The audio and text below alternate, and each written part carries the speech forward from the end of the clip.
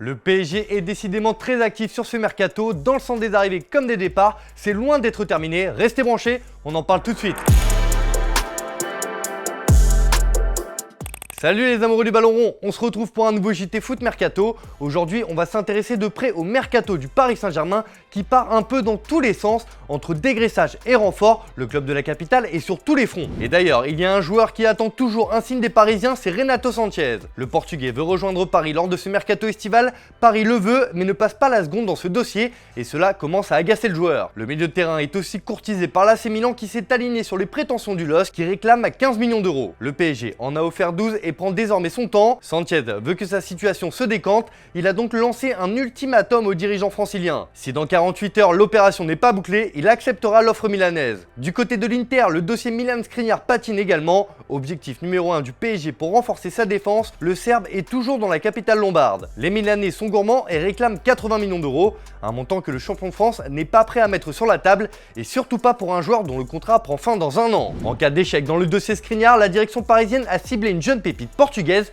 mais là aussi il va falloir sortir le chéquier. Il s'agit de Gonçalo Inácio qui évolue au Sporting. Le jeune défenseur de 20 ans possède le profil idéal pour remplacer Presnel Kimpembe en cas de départ de ce dernier. Sauf que le Sporting ne veut rien entendre à moins de 45 millions d'euros, soit la clause libératoire du joueur, sous contrat jusqu'en 2026. Une piste étudiée car l'avenir de Presnel Kimpembe est loin d'être réglé. Chelsea a fait une offre officielle, mais celle-ci a été refusée. Un autre club dont le nom n'a pas filtré s'est intéressé au Titi parisien. Pour l'instant, Paris ne veut rien entendre et attend 50 millions d'euros pour lâcher son défenseur. Mais une chose est sûre, Paris cherche à se renforcer en défense et à cibler deux autres options. Au milieu de terrain, un intérêt parisien pour Khéphren Thuram est toujours d'actualité, mais la direction sportive n'est toujours pas passée à l'action dans ce dossier.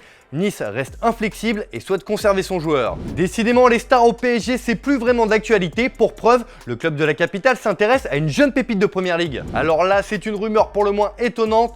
Grand espoir d'Aston Villa, Carney Chukwuemeka est dans le viseur après seulement 16 apparitions avec les pros. Mais Paris n'est pas seul sur ce dossier puisque selon la presse anglaise, Newcastle, le Borussia Dortmund et le FC Barcelone sont aussi intéressés. Aston Villa n'est pas fermé à un départ de son joyau libre dans un an et qui a repoussé plusieurs offres de prolongation. Les Villans attendent près de 25 millions d'euros pour le laisser filer. En revanche, le PSG avance vite et bien dans le dossier Nordi Mukiele. Selon nos informations, le latéral droit pourrait être l'une des futures recrues. De sources proches de Leipzig, le joueur a été séduit par le discours parisien, les négociations financières ne se sont pas étirées et un accord autour d'un contrat longue durée a été trouvé. Affaire à suivre. Dans le sens des départs, les Parisiens s'activent, mais c'est loin d'être évident. Alors qu'il était annoncé proche de Galatasaray ces derniers jours, Idrissa Gueye n'ira pas en Turquie. Selon nos informations, Galatasaray a été refroidi par les exigences salariales du joueur. Les Turcs ne pouvaient pas lui offrir plus de 3 millions d'euros par saison. De son côté, le Sénégalais veut rester et s'imposer à Paris. On vous en a parlé également ce matin dans la revue de presse, Jorginho Wijnaldum à la cote en Italie. Le néerlandais est dans les petits papiers de la Roma qui est prêt à passer à l'action.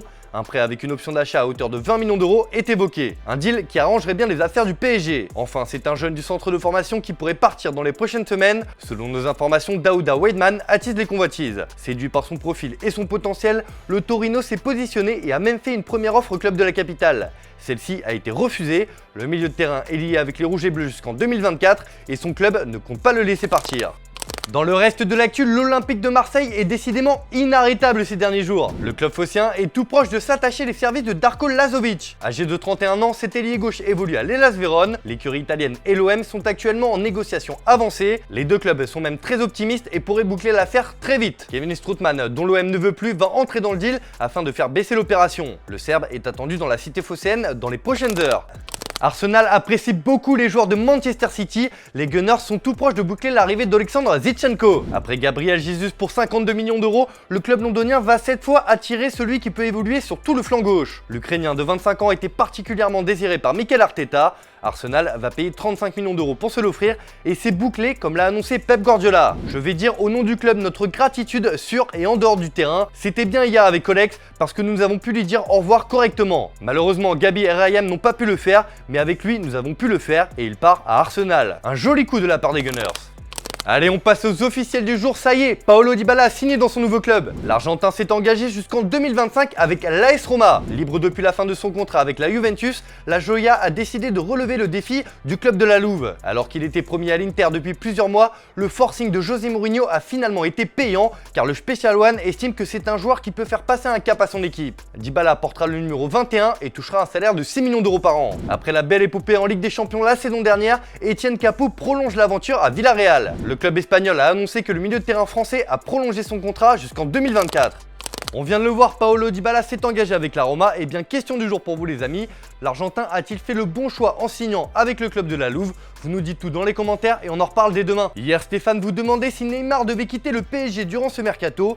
Eh bien, les avis sont mitigés. Il y en a qui veulent s'en séparer et d'autres pensent que le Brésilien a encore des choses à apporter à Paris. Allez, comme d'hab, on se quitte avec l'image du jour les amis, et ça y est, le fumier est de retour avec le Real Madrid. Je parle là évidemment de Karim Benzema qui a rejoint ses coéquipiers à Los Angeles pour la tournée américaine et il a été accueilli comme il se doit. Allez, on se retrouve dès demain pour un nouveau JT Foot Mercato. Bonne soirée à tous.